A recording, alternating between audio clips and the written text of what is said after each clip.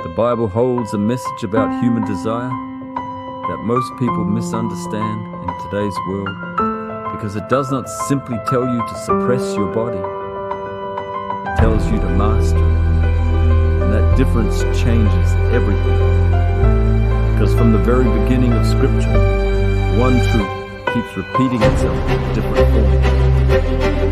That a life without self-control is a life without stability. Proverbs says, like a city whose walls are broken through is a person who lacks self-control.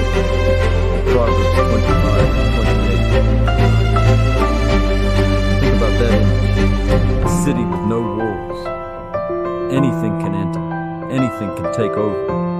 That is how the Bible describes a life without discipline. But here's where it gets deeper. The Scripture also shows that the control over the body is not just about avoidance.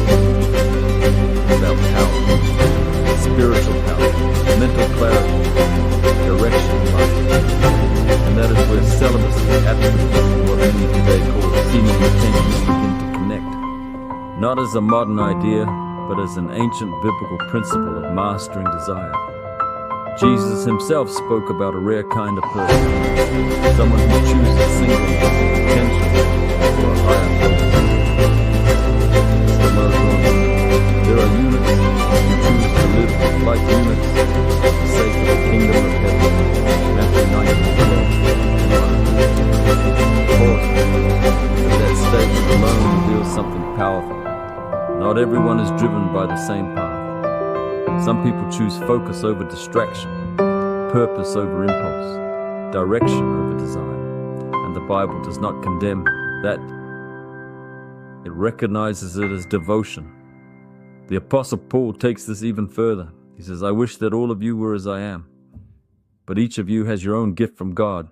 1 Corinthians 7:7 NIV. A gift, not a restriction, not punishment, but a gift. And Paul explains why he values this state so deeply. He says the unmarried person is able to focus more clearly. The unmarried man is concerned about the Lord's affairs, how he can please the Lord. 1 Corinthians 7:32 NIV. Now here is where most people miss the deeper point. The Bible is not saying desire is evil. It is saying desire is powerful. And power must be directed, and when it is not directed, it controls the person. That is why Scripture repeatedly returns to one command that sounds simple, but is extremely difficult in practice. Flee from sexual immorality. 1 Corinthians 6:18 NIV. Notice it does not say resist. It does not say negotiate. It says flee. That is intentional language, because the Bible understands something about human nature, that some battles are not won by standing still. They are won by walking away, and then it goes deeper. Each of you should learn to control your own body in a way that is holy and honorable. 1 Thessalonians 4:4 NIV. Control, not suppression, not destruction, control. And here's where we begin to understand what modern people refer to as semen retention, but through a biblical lens. Because the Bible does not use that term, but it constantly teaches the principle behind it. Restraint of desire, discipline of the body, and redirection of energy toward purpose. Now listen carefully to this, because this is where many people experience confusion. In Scripture, self-control is not weakness. It is described as spiritual strength. The fruit of the Spirit is love, joy, peace, and self-control. Galatians 5:22-23 NIV. So self-control is not just behavior modification. It is a sign of inner transformation. The person begins to live in self-control. Something begins to shift. Their attention changes. Their impulses slow down. Their focus strengthens. Their decisions become more intentional. The Scripture says, be transformed by the renewing of your mind. Romans 12:2 NYLRV.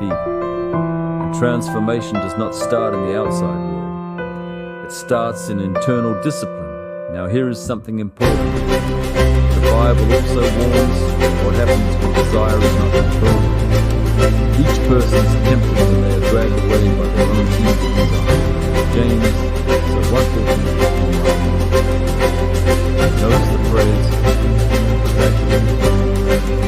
not guided, not influenced, dragged. That is the language of loss of control.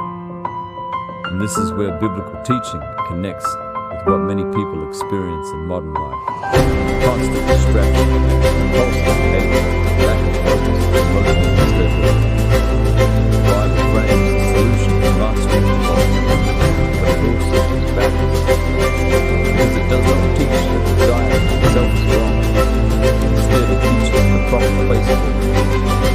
That place is marriage. Marriage should be honored by all, and the marriage bed kept pure. Hebrews 13:4 NY5.